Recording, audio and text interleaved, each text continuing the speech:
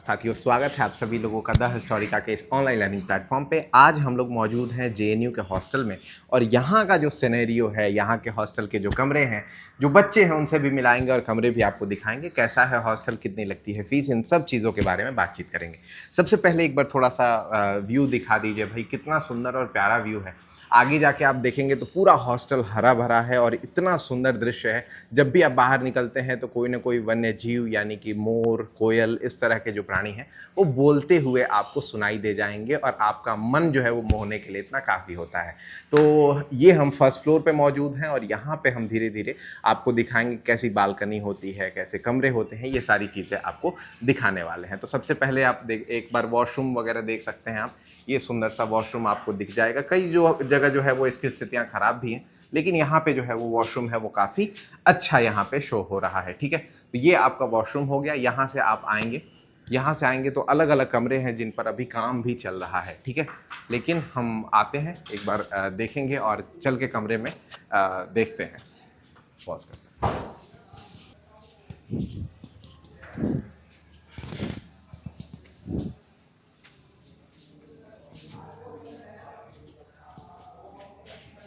तो हम पेरियार हॉस्टल में हैं और यहाँ पे आप लिफ्ट वगैरह भी देख सकते हैं। साथ ही साथ ये एक कमरा है जिसमें हम लोग जाएंगे और देखेंगे। ये एक कमरा जो होता है वो 2 बच्चों के लिए अलॉटेड होता है। ठीक है, तो आइए, सबसे पहले कुछ हमारे छात्र हैं तो इनसे हम मिलेंगे और साथ ही साथ हॉस्टल भी देख करके कि कैसा है ये चीज़ें हम एक बार देख लेते हैं। तो ये सब छात्र हैं जो एक जगह इकट्ठा हुए हैं ताकि हम लोग बातचीत कर पाएँ।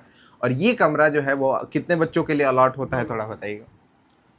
सर रूम्स हम्म। मास्टर्स के लिए 2 लोगों के लिए अलॉट होते हैं। और ये कौन सा हॉस्टल है? ये पेरियार हॉस्टल है। हाँ, ठीक है, 2 लोगों के लिए इसको अलॉट किया जाता है। ठीक है, ये बताइए कि अलॉटमेंट का प्रोसेस जो है वो कितने दिन में कंप्लीट हो जाता है? सर जब आप वेरिफिकेशन करवा लेते हैं, एडमिशन आपका पक्का हो जाता है, तो उसके बाद हॉस्टल की लिस्ट आती है। कितने दिन में लिस्ट आ जाती है लगभग? लिस्ट सर पहले गर्ल्स की लिस्ट आती है 1 हफ्ते बाद।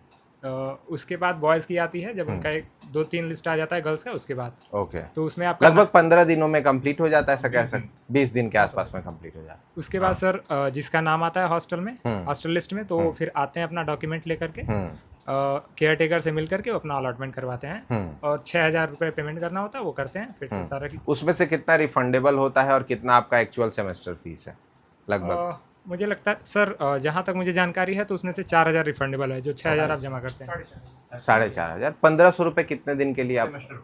ये 1,500 पर सेमेस्टर का है? नहीं सर, हमको लगता है ये पूरा है। पूरा है। ओके, तो ये 2 साल के लिए आपका 1,500 रुपये है, ऐसा है कमलकांत?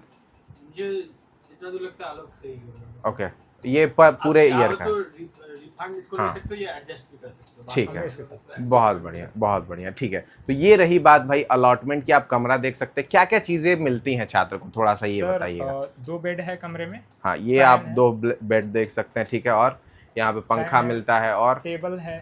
टेबल आपको एक ही मिलेगा, 2 मिलेगा? 2 मिलेगा, लेकिन इसमें स्पेस नहीं है इसलिए हमने एक रखा हुआ है। ठीक है, ओके। चेयर है। और यहाँ पे सामान रखने के लिए आपको 2 जगह पे मिलेगी। अभी धीरे धीरे बच्चे सेटल हो रहे हैं तो इस वजह से थोड़ा सा अभी सामान वगैरह की कमी है और साथ में पुराने बच्चों का छोड़ा हुआ है ये सब चीज़ें।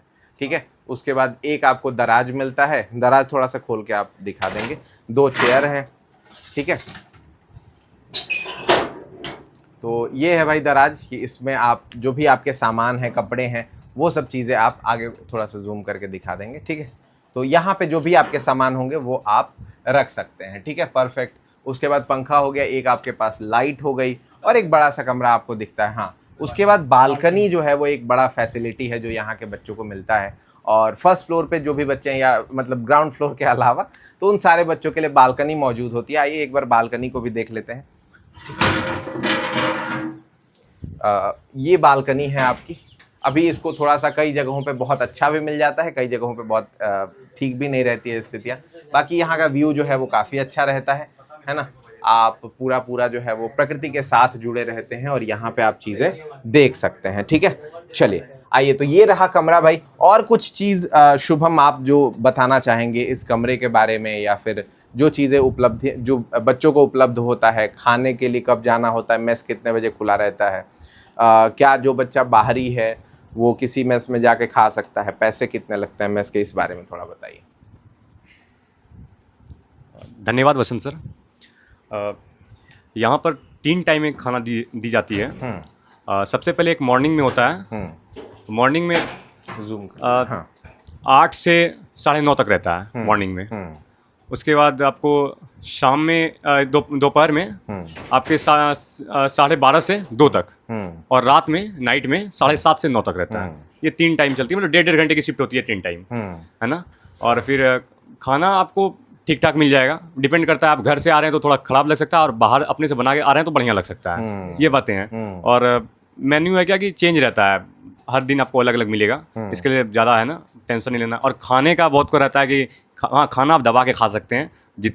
बस है क्या कि कुछ अंडा वगैरह हो गया या फिर आप मिठाई वगैरह हो गया, वो आप एक्स्ट्रा लेंगे तो पे करना पड़ेगा। बाकी ऐसे खा सकते हैं आप, कोई दिक्कत नहीं है उसमें से। ठीक है। और फिर सेकंड बात ये है कि जहाँ तक खाने का ये सवाल है कि हम दूसरे मेस में खा सकते हैं कि नहीं, खा सकते हैं आप।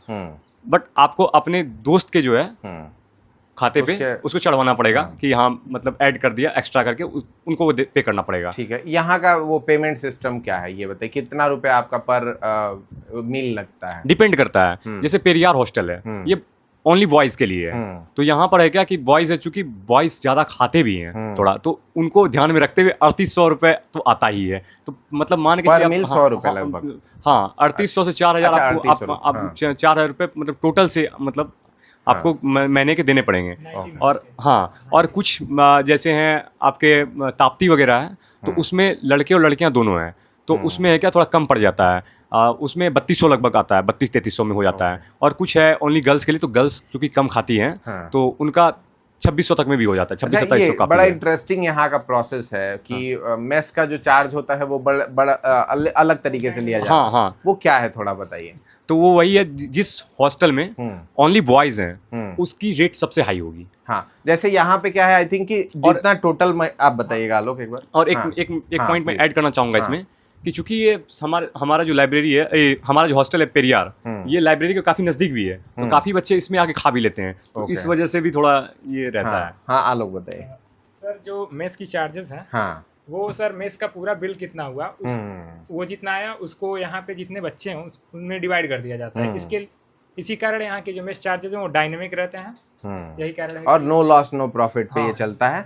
जो मेस बनाने वाले होते हैं उनका पेमेंट जो है वो जेएनयू का प्रशासन करता है, ऐसा होता है।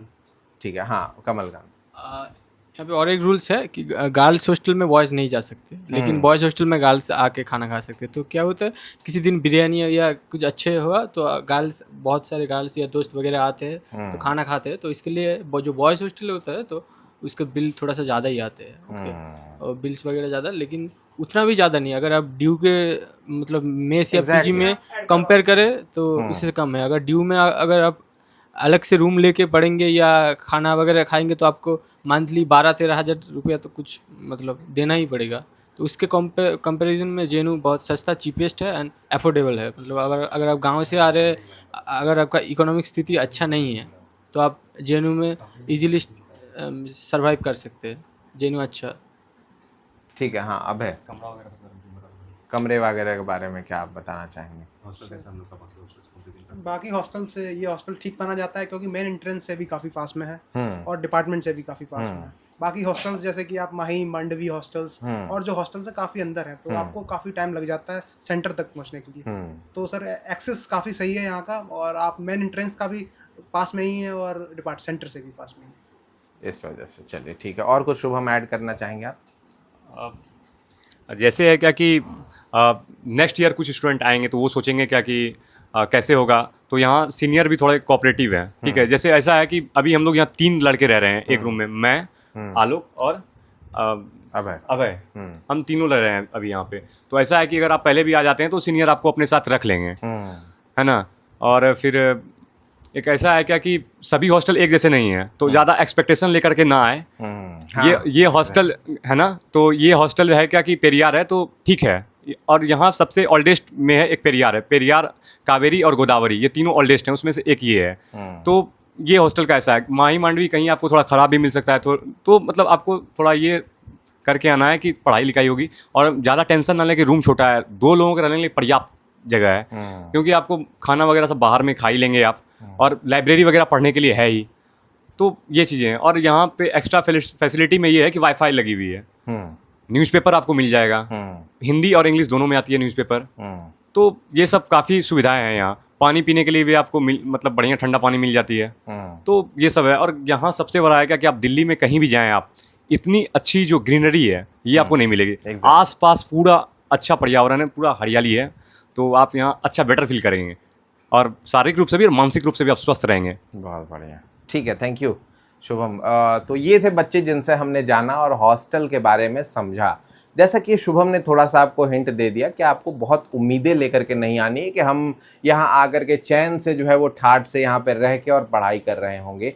वो होता है ना कि भूख से पले बच्चे हैं, हम इतिहास लिख करके जाएंगे, तो वो वाली चीज़ यहाँ पे आपको अपनानी होती है कि थोड़ी सी कमियाँ हैं, थोड़ी सी परेशानियाँ हैं, कहीं पानी की समस्या है, कहीं खाना की समस्या है, लेकिन इसी में सरवाइव करते हुए आपको जो मेजर चीज़ है, जो पढ़ाई वाली चीज़ है, उस पर फोकस करना होगा। अगर आप ये करते हैं तो आपका जो जेएनयू का लाइफ है वो बहुत ही बेहतरीन हो सकता है। बाकी ये सब हम क्यों दिखाते हैं, इसलिए दिखाते हैं ताकि आप इस चीज़ को फील कर पाएँ और अपने जो सपने हैं उसमें इसको भी सजोते रहें, ताकि वो जो इरादा है जेएनयू में पढ़ने का वो धीरे और धीरे मजबूत होता रहे। आज के इस वीडियो में इतना ही। अपना ख्याल रखिए। अगर आप सीयूईटी पीजी की प्रिपरेशन करना चाहते हैं तो हमारे साथ ज्वाइन हो सकते हैं। हमारा ऐप डाउनलोड कर लीजिएगा। इस वीडियो को आप लाइक कर सकते हैं और साथ ही साथ अपने दोस्तों तक शेयर जरूर कर दीजिएगा। मिलते हैं किसी अन्य वीडियो में, तब तक अपना ख्याल रखिए। इस चैनल को अगर आप नए हैं तो चैनल को सब्सक्राइब कर सकते हैं और बेल आइकन भी हिट कर लीजिएगा। बहुत बहुत धन्यवाद।